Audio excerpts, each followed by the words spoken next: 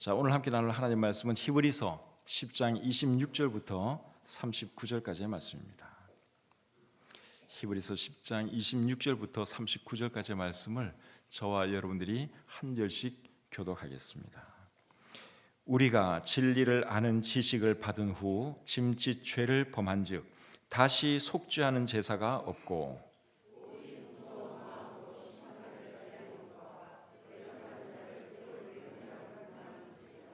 모세의 법을 폐한 자도 두세 증인으로 말미암아 불쌍히 여김을 받지 못하고 죽었거든.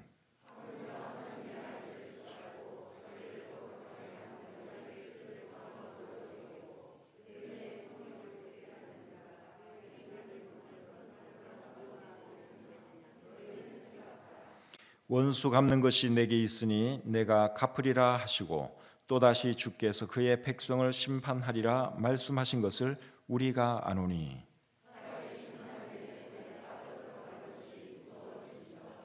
첫날에 너희가 빛을 받은 후에 고난의 큰 싸움을 견뎌낸 것을 생각하라.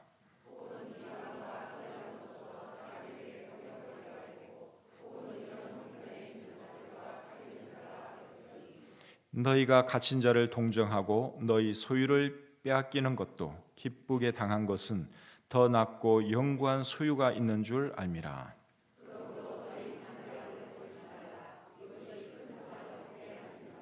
너희에게 인내가 필요함은 너희가 하나님의 뜻을 행한 후에 약속하신 것을 받기 위함이라.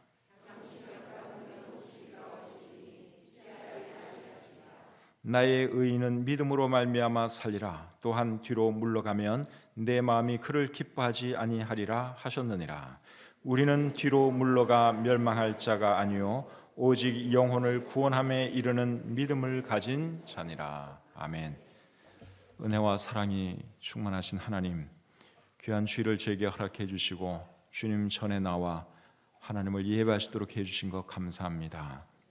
날씨도 춥고 또 눈도 오지만 하나님을 사랑해서 또 이 자리에 모이는 것을 사모해서 우리 귀한 성도님들 이 자리에 모이게 해주셔서 감사합니다. 우리가 영과 진리 가운데 하나님을 잘 예배하시도록 도와주시고 또 이 시간을 통해서 하나님께 영광이 돌아가며 우리에게도 큰 은혜와 축복이 넘치는 귀한 시간 되도록 역사해 주시옵소서.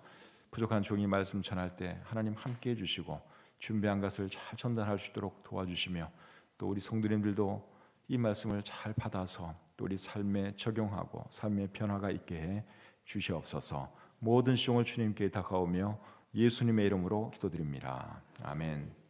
자리에 앉겠습니다.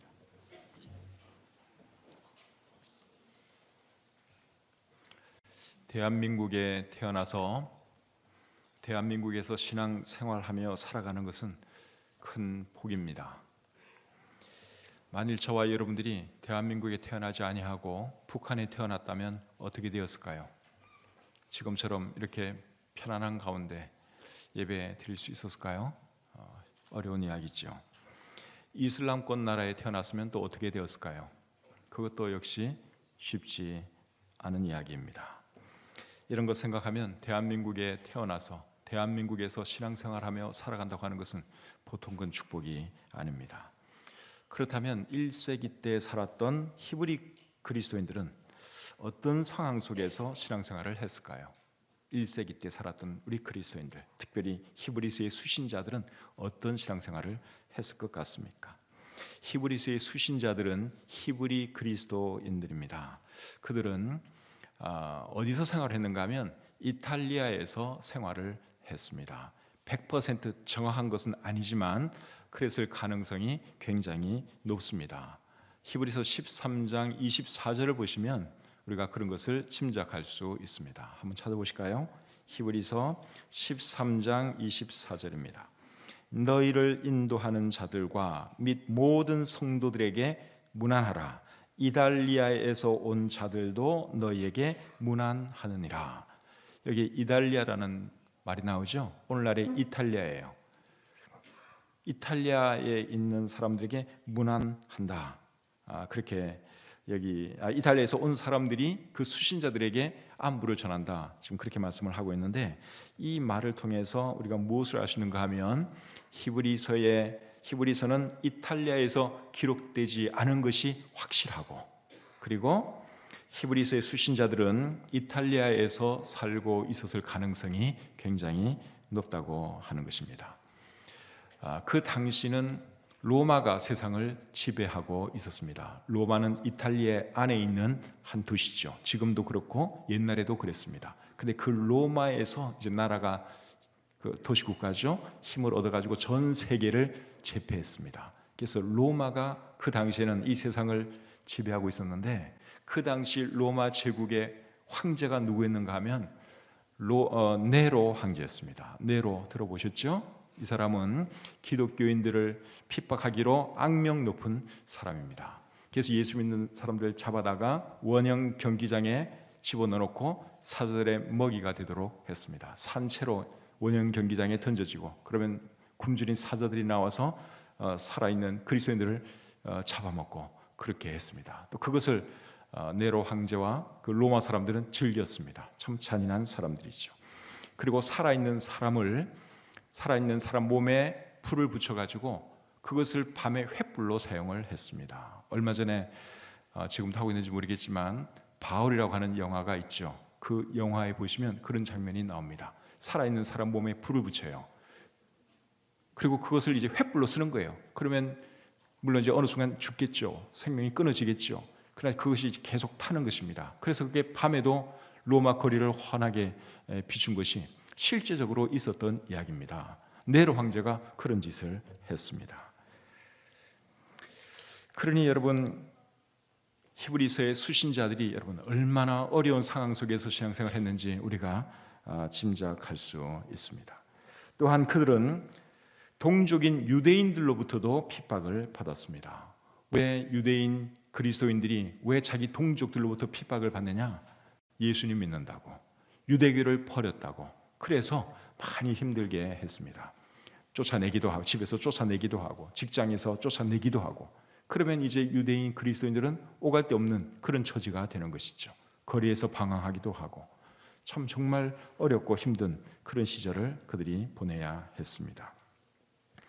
그러다 보니까 히브리 그리스도인들 중에는 다시 유대교로 돌아가려는 사람들도 있었습니다. 예수님 믿는 게 너무 힘드니까, 너무 핍박이 심하니까 도저히 못 견디겠다, 내가 다시 유대교로 돌아가든지 예수 믿는 것을 포기하든지 뭐 해야 되겠다. 그러면서 예수님 믿는 것을 포기하려는 사람들도 나오고 유대교로 다시 돌아가려는 사람들도 나오는 그런 상황이 되고 말았어요. 그래서 히브리서 기자가 이제 그런 사람들을 염두에 두면서 다시 유대교로 돌아가는 일이 없도록 하기 위해서 오늘 이 본문의 말씀을 기록하고 있는데, 두 가지 방식으로 말을 합니다. 첫째는 경고하는 방식으로 말을 하고, 두 번째로는 격려하는 방식으로 말을 합니다. 그럼 먼저 경고하는 방식으로 말하는 내용부터 보도록 하겠습니다. 26절부터 29절까지 말씀 제가 다시 한번 읽어보겠습니다. 우리가 진리를 아는 지식을 받은 후 짐짓 죄를 범한즉 다시 속죄하는 제사가 없고 오직 무서운 마음으로 심판을 기다리는 것과 대적하는 자를 태울 맹렬한 불만 있으리라. 모세의 법을 폐한 자도 두세 증인으로 말미암아 불쌍히 여김을 받지 못하고 죽었거든 하물며 하나님의 아들을 짓밟고 자기를 거룩하게 한 언약의 피를 부정한 것으로 여기고 은혜의 성령을 욕되게 하는 자가 당연히 받을 형벌은 얼마나 더 무섭겠느냐. 자, 방금 읽은 이 말씀은 예수님을 믿다가 유대교로 또는 세상으로 돌아가려는 유대인 그리스도인들에게 하는 말씀입니다. 예수님을 믿다가 예수님 믿는 것을 포기하려는 사람들에 대해서 히브리 기자가 어떻게 말하는가 하면 29절에 보니까 하나님의 아들을 짓밟고 자기를 거룩하게 한 언약의 피를 부정한 것으로 여기고 은혜의 성령을 욕되게 하는 자라고 표현하고 있습니다. 그러니까 예수님 잘 믿다가 예수님 믿는 것이 힘들다고 유대교로 돌아가는 것은 하나님의 아들을 짓밟는 행위고 언약의 피를 부정한 것으로 만드는 것이라고 여기 말씀하고 있죠. 그리고 그런 사람들에 대해서는 형벌과 맹렬한 불이 따를 것이라고 말씀하고 있습니다. 27절 말씀을 여러분 다시 한번 같이 읽어보겠습니다. 27절 시작. 오직 무서운 마음으로 심판을 기다리는 것과 대적하는 자를 태울 맹렬한 불만 있으리라. 무엇이다 그랬어요? 맹렬한 불. 여기서 말하는 맹렬한 불은 지옥불을 말하는 것이 아니라 그들이 받게 될 형벌이 얼마나 무서운 것인가, 그것을 이제 상징적으로 표현하고 있는 것입니다. 구원받은 사람에게는 사실 지옥 갈 일은 없습니다. 한번 구원받았으면 천국 가는 것은 확실합니다. 그런데 구원받은 사람이 예수님을 부인하거나 또 모독하면 큰 벌이 있다고 하는 것을 우리는 기억해야 합니다. 28절 29절 여러분 다시 한번 보겠습니다. 모세의 법을 폐한 자도 두세 증인으로 말미암아 불쌍히 여김을 받지 못하고 죽었거든 하물며 하나님의 아들을 짓밟고 자기를 거룩하게 한 언약의 피를 부정한 것으로 여기고 은혜의 성령을 욕되게 하는 자가 당연히 받을 형벌은 얼마나 더 무겁겠느냐 너희는 생각하라. 여러분, 구약 시대 때 하나님의 율법을 무시하거나 어기면 죽임 당한 것 여러분 알고 계시죠? 그때는 가차없이 죽임 당합니다. 율법을 어겼다거나 그리고 하나님을 모독하거나 그러면 여러분 가차없어요. 하나님께서 죽였습니다. 근데 신약 시대라고 해서 다르지 않다는 것입니다. 여러분들이 신약 성경을 읽어보시면 신약 성경에도 신앙생활 잘못하다가 죽임당한 사람들의 이야기가 나옵니다. 어디 나오는가 하면 고린도전서 11장 30절에 나옵니다. 한번 찾아보겠습니다. 고린도전서 11장 30절입니다. 그러므로 너희 중에 약한 자와 병든 자가 많고 잠자는 자도 적지 아니하니, 이렇게 말씀하고 있는데 여기 잠자는 자는 죽은 자를 말하는 거예요. 죄 지은 사람들에 대해서 병든 자 그리고 잠자는 자가 있다, 그렇게 말씀하고 있죠. 그러니까 신약 시대라고 해서 하나님께서 무조건 긍휼을 베풀어 주시고 무조건 용서해 주고 그런 게 아니라는 것입니다. 잘못하면 하나님께서 병을 줄 수도 있고 어떤 고통을 줄 수도 있고 그리고 데려갈 수도 있다 하는 것이죠. 사도행전 5장에 보시면 아나니아와 삽비라 이야기가 기록되어 있습니다. 그런데 이 사람들도 부부인데 신앙생활 잘못하다가 결국 그 자리에서 죽고 말았죠. 요한일서 5장 16절에는 또 이런 말씀이 기록되어 있습니다. 누구든지 형제가 사망에 이르지 아니하는 죄에 범하는 것을 보거든 구하라. 그리하면 사망에 이르지 아니하는 범죄자들을 위하여 그에게 생명을 주시리라. 사망에 이르는 죄가 있으니 이에 관하여 나는 구하라 하지 않노라. 여기 보니까 사망에 이르는 죄가 있다고 말씀하고 있습니다. 그런 사람들을 위해서는 구할 필요 없다 그랬어요. 어차피 사망할 거니까. 그러니까 여러분, 우리 하나님은 정말 무서운 분이라고 하는 것을 알아야 합니다. 그래서 신앙생활을 잘 해야 하는 것이죠. 본문 30절 31절 또 같이 읽어보겠습니다. 자, 30절 31절 시작. 원수 갚는 것이 내게 있으니 내가 갚으리라 하시고 또다시 주께서 그의 백성을 심판하리라 말씀하신 것을 우리가 아노니 살아계신 하나님의 손에 빠져 들어가는 것이 무서울진저. 우리 하나님이 정말 무서운 분이라고 여기 말씀하고 있습니다. 우리 하나님은 사랑과 은혜도 충만하신 분이에요. 그러나 하나님의 자녀라도 잘못하면 죄를 범하면 가차없이 벌할 수 있다고 하는 것을 저와 여러분들이 꼭 기억해야 할 줄 믿습니다. 히브리서 12장 29절에 보면 우리 하나님은 소멸하는 불이라고 말씀하고 있습니다. 모든 것을 태워버리는 불 같은 분이세요. 얼마나 무서운 분인지 모릅니다. 근데 오늘날 많은 그리스도인들이 하나님을 사랑의 하나님으로만 알고 있어요. 은혜와 긍휼의 하나님으로만 알고 있어요. 그래서 죄 짓는 것에 대해서 너무 겁이 없어졌습니다. 그러니까 죄 짓는 것에 대해서 뭐 큰 부담 없이 그냥 죄 짓는 그리스도인들이 얼마나 많은지 몰라요. 근데 우리 하나님은 여러분 오늘날에도 불과 같은 분이라고 하는 것, 죄에 대해서는 용납하지 않는 분이라고 하는 것을 우리가 절대로 잊으시면 안 됩니다. 자, 두 번째로 격려하는 방식으로 말하는 내용을 보도록 하겠습니다. 본문 32절부터 34절까지의 말씀입니다. 첫날에 너희가 빛을 받은 후에 고난의 큰 싸움을 견뎌낸 것을 생각하라. 혹은 비방과 환난으로서 사람에게 구경거리가 되고 혹은 이런 형편에 있는 자들과 사귀는 자가 되었으니 너희가 갇힌 자를 동정하고 너희 소유를 빼앗기는 것도 기쁘게 당한 것은 더 낮고 영구한 소유가 있는 줄 알미라. 제가 설교 서두에서 말씀드린 것처럼 히브리서의 수신자들은 네로 황제가 통치하던 시절에 신앙생활을 했습니다. 그렇기 때문에 그들 삶 가운데는 많은 환난과 시련이 있었습니다. 방금 읽은 33절과 34절을 보시면 그들은 비방도 당했습니다. 환난도 당했습니다. 사람들의 구경거리가 되기도 했습니다. 그리고 갇힌 자가 되기도 했습니다. 소유를 빼앗기기도 했습니다. 그런 식으로 이 사람들이 신앙생활을 그 네로 황제 시절에 했다고 오늘 이 본문이 말씀하고 있죠. 그런데 그 사람들이 그런 시련과 환난 가운데서도 굴하지 아니하고 잘 견뎌냈다고 하는 사실입니다. 32절을 다시 한번 보겠습니다. 전날에 너희가 빛을 받은 후에 고난의 큰 싸움을 견뎌낸 것을 생각하라. 그 많은 환난과 시련이 있었지만 그들이 견뎌냈다고 여기 말씀하고 있습니다. 그러니까 어떻게 하라는 것입니까? 앞으로도 견뎌내라는 것입니다. 이제 더 큰 환난이 곧 다가올 것인데 여러분들 견뎌내시기 바랍니다. 지금 그 말하는 거예요. 여러분의 동족들로부터 핍박이 있다 할지라도 견뎌내시기 바랍니다. 지금 그 말하고 있는 것입니다. 여러분, 이 말씀은 우리도 잘 기억해야 합니다. 살다 보면 우리도 어려운 일 당합니다. 어려운 일 만나면 낙심되기도 하고 그리고 의욕을 잃어버리기도 합니다. 그런데 여러분, 어려운 일은 그전에도 있었어요. 지금만 있는 게 아닙니다. 그전에도 있었지요. 그리고 시련 있을 때마다 저와 여러분들이 어떻게 했습니까? 다 이겨내고 지금까지 살아온 것입니다.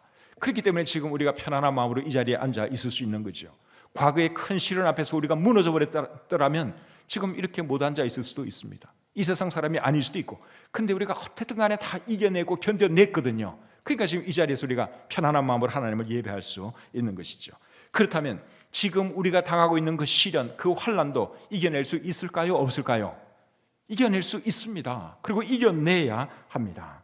우리는 연약하지만 하나님께서 시련을 극복할 힘을 우리에게 주시면 우리가 얼마든지 그 시련 능히 감당할 수 있을 줄 믿습니다.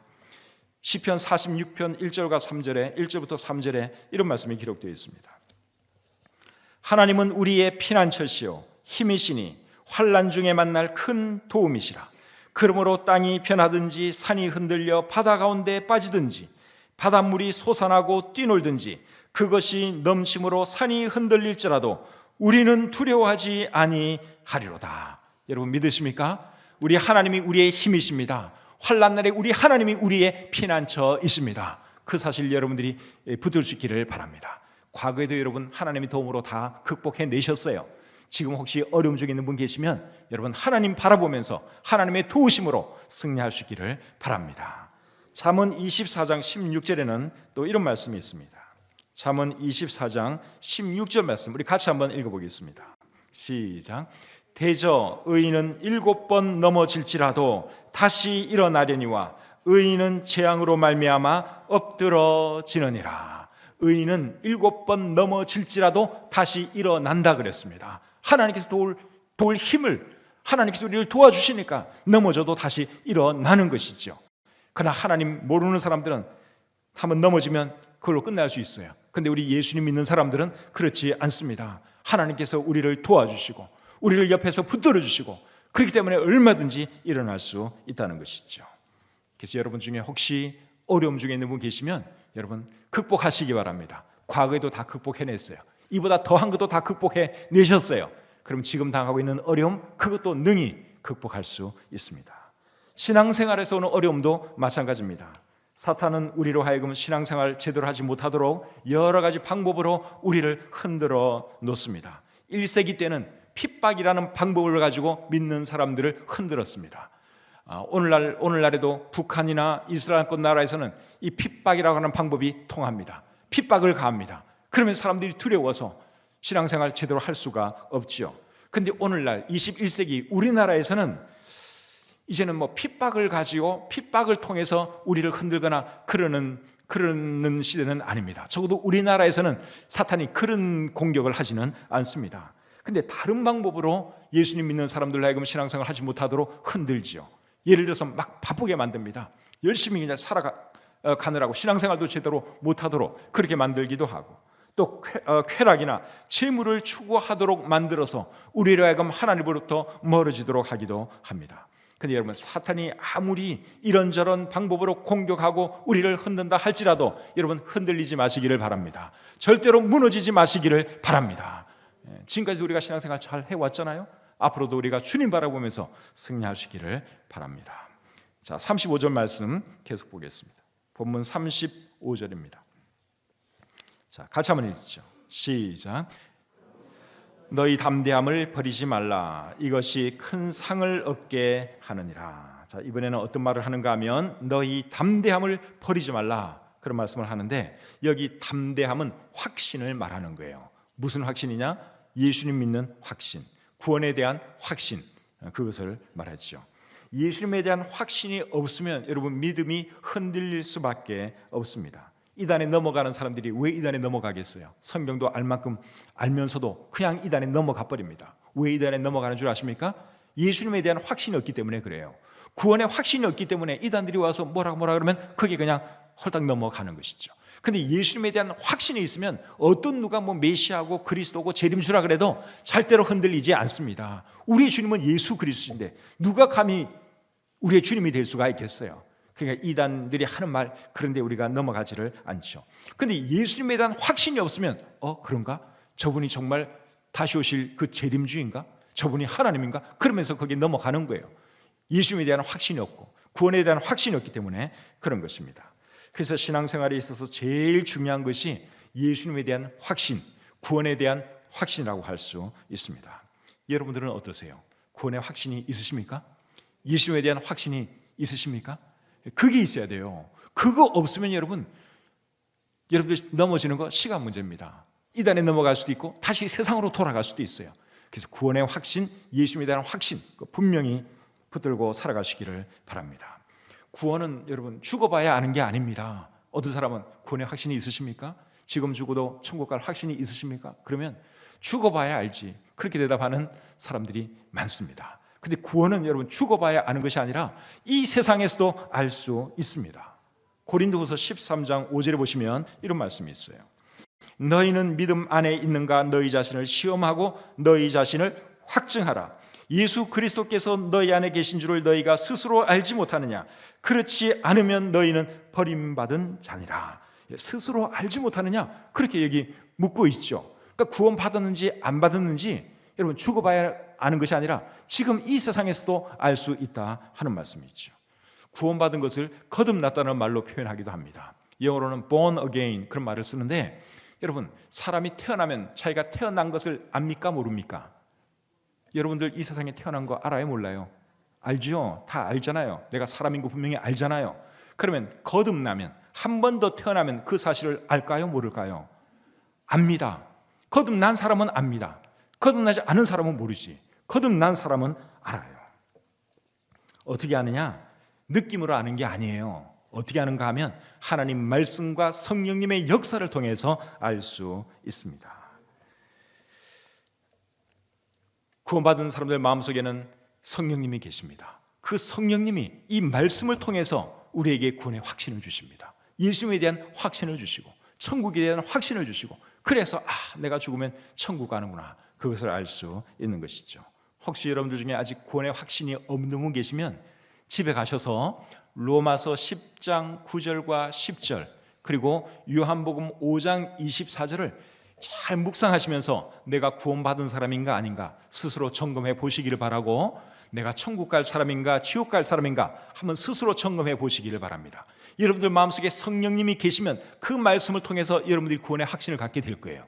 근데 성령님 자체가 안 계시면, 구원받은 사실이 없으면 그 말씀 아무리 읽어도 아무런 느낌이 없습니다. 로마서 10장 9절과 10절 그리고 요한복음 5장 24절이에요. 구원의 확신이 없는 분들은 집에 가셔서 한번 깊이 잘 묵상해 보시기를 바랍니다. 자, 36절 말씀을 계속 보겠습니다. 36절입니다. 같이 읽겠습니다. 시작. 너희에게 인내가 필요함은 너희가 하나님의 뜻을 행한 후에 약속하신 것을 받기 위함이라. 신앙생활을 잘 하려면 구원의 확신도 필요하지만 또 뭐가 필요한가 하면 인내가 필요합니다. 여러분, 세상을 살아갈 때도 인내가 많이 필요하죠. 인내하지 못하면 이 세상을 절대로 살아갈 수 없습니다. 인생을 80년, 90년 살아오신 분들은 사실 여러분 대단한 분들이에요. 그 살아오는 과정 중에 얼마나 많은 어려움이 있었겠습니까? 근데 그 많은 어려움 다 인내하면서 참고 살아온 거예요. 그래서 80세가 되고 90세가 된 것입니다. 그러니까 우리 젊은 사람들은 연세 많은 분들 보면 일단은 존경하셔야 돼요. 그 험난한 인생을 다 살아낸 분들이에요.